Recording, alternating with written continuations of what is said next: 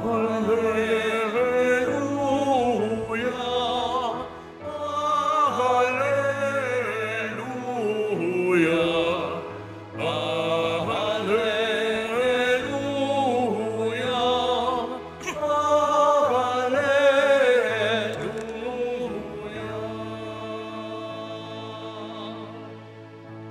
Mga anghel ay masaya nang iakyat si Maria sa langit na maligaya. Hallelujah, Hallelujah, Hallelujah, Hallelujah.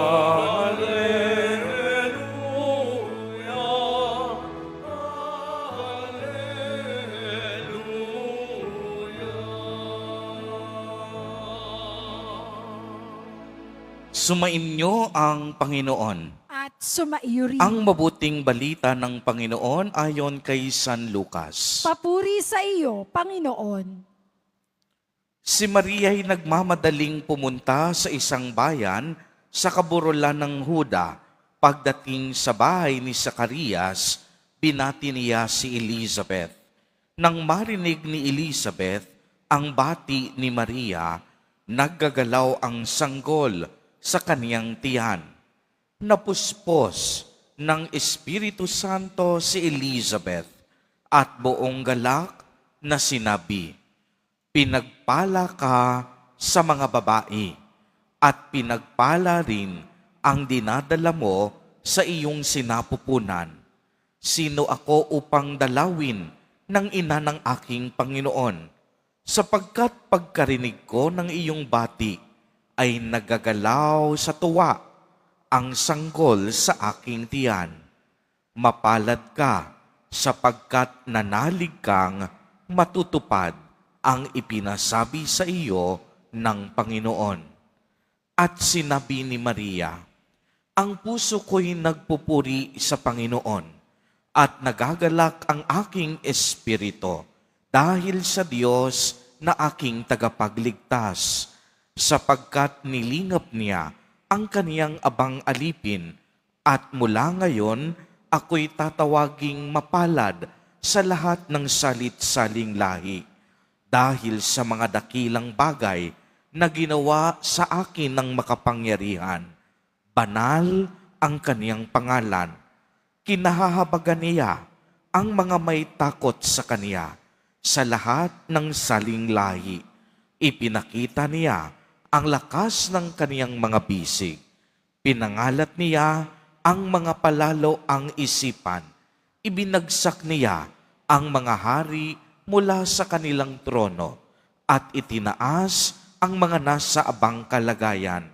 Binusog niya ang mabubuting bagay, ang mga nagugutom, at pinalayas niyang wala ni anuman ang mayayaman.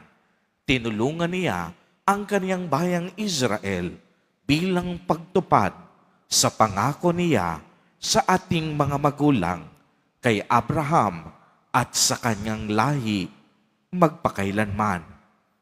Tumira si Maria kina Elizabeth nang may 3 buwan at saka umuwi. Ang mabuting balita ng Panginoon. Pinupuri ka namin, Panginoong Heso Kristo. Magsiupo muna ang lahat. Magandang gabi po sa inyong lahat, mga kapatid kay Kristo. Sa lahat po ng ating mga taga-subaybay sa iba't ibang online platforms at sa lahat ng ating mga kadiboto sa iba't ibang panig ng Pilipinas at maging sa buong mundo kung saan tayo ay naaabot ngayon ng ating live streaming. Mapayapang gabi din po sa inyong lahat. Purihin at dakilain natin ang ating Panginoon, ang mahal na poong Jesus Nazareno. Mga kapatid kay Kristo at mga kadiboto, malugod po namin kayong tinatanggap sa Basilica Minor at Pambansang Dambana. ni Jesus Nazareno. Ang pag-aakyat sa langit ng mahal na Birheng Maria o Assumption sa wikang Ingles ay isa po sa 4 na dogma ng simbahan tungkol kay Maria. Sinasabi ditong noong dumating na ang katapusan ng kaniyang buhay sa lupa, ang katawan at kaluluwa ni Maria ay iniakyat sa langit buong buo. Tunay ngang napakalawak at napakadakila ng plano ng Diyos para sa ating kaligtasan.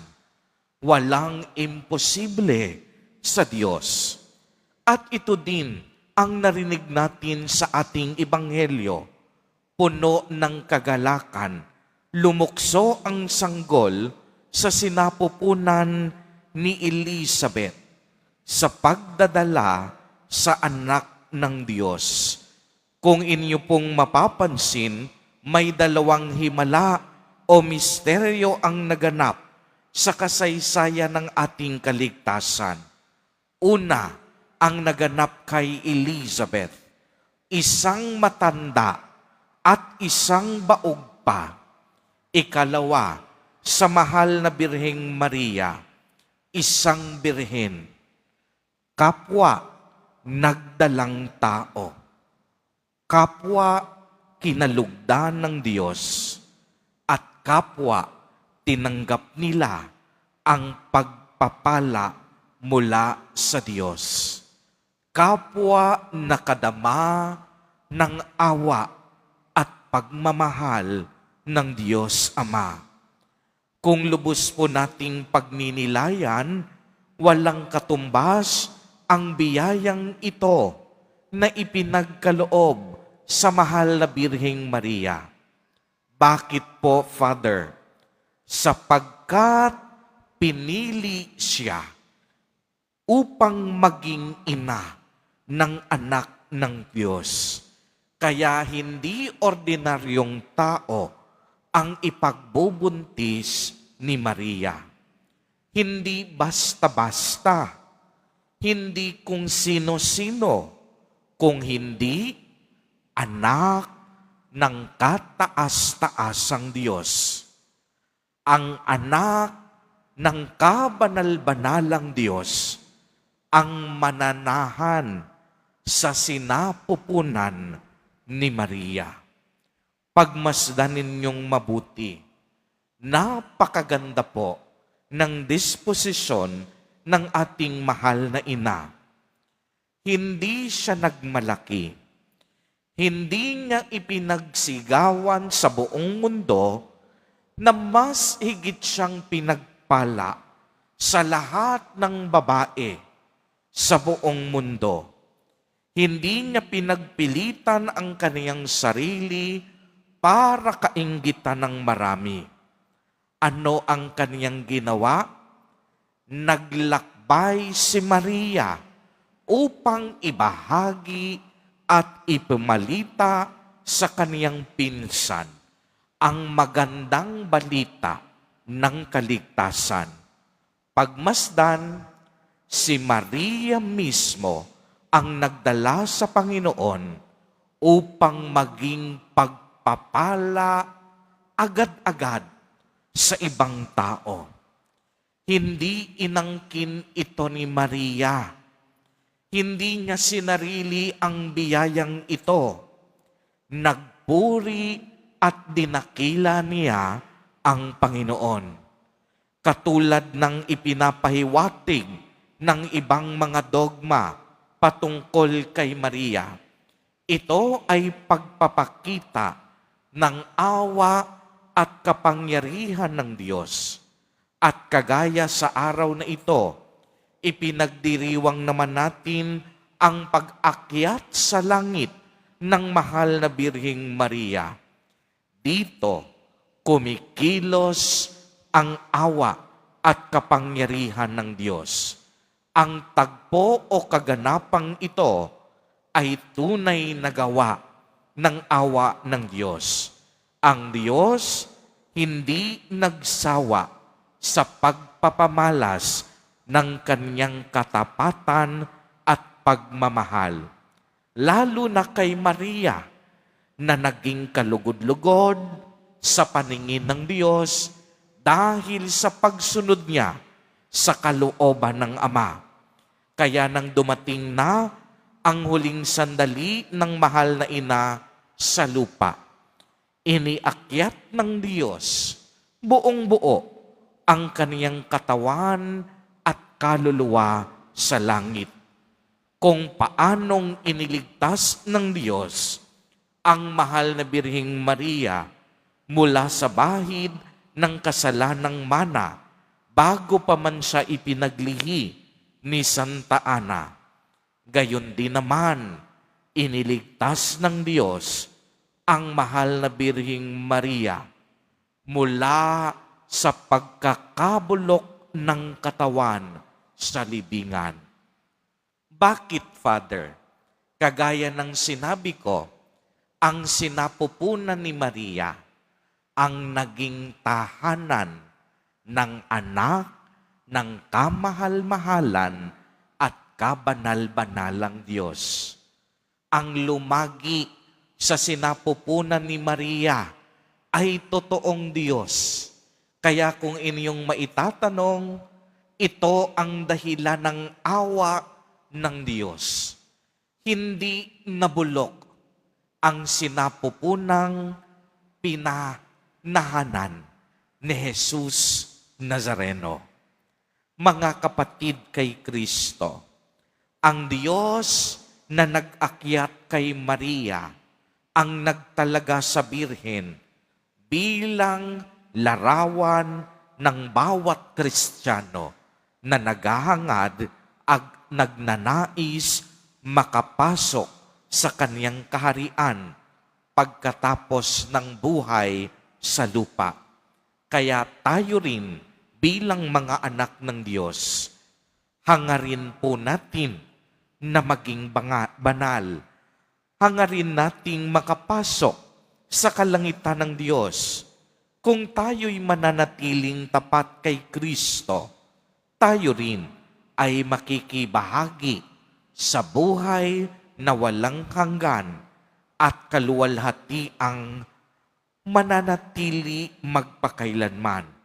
Sa kaniyang pag-akyat sa langit, ang mahal na Birheng Maria ang naging bunga ng kaligtasang ipinangako ng Diyos sa bawat isa sa atin. Kaya tulad ni Maria, tayo po ay hinahamon na maging daluyan ng kagalakan at awa ng Diyos sa ating kapwa. Ang ating pananampalataya, ang ating paglilingkod, gaano man kaliit, ay may gantimpalang walang hanggan sa piling ng Diyos. Ang kalangitan po ay ang tunay nating tahanan. Ito ang magiging tahanan ng mga taong magiging tapat at masunurin sa kalooban ng Diyos. At si Maria, ang pinakamaliwanag at pinakamalinaw na patunay na tunay ang kaharian ng Diyos. Amen. Purihin at dakilain natin ang ating Panginoon, ang mahal na poong Jesus Nazareno.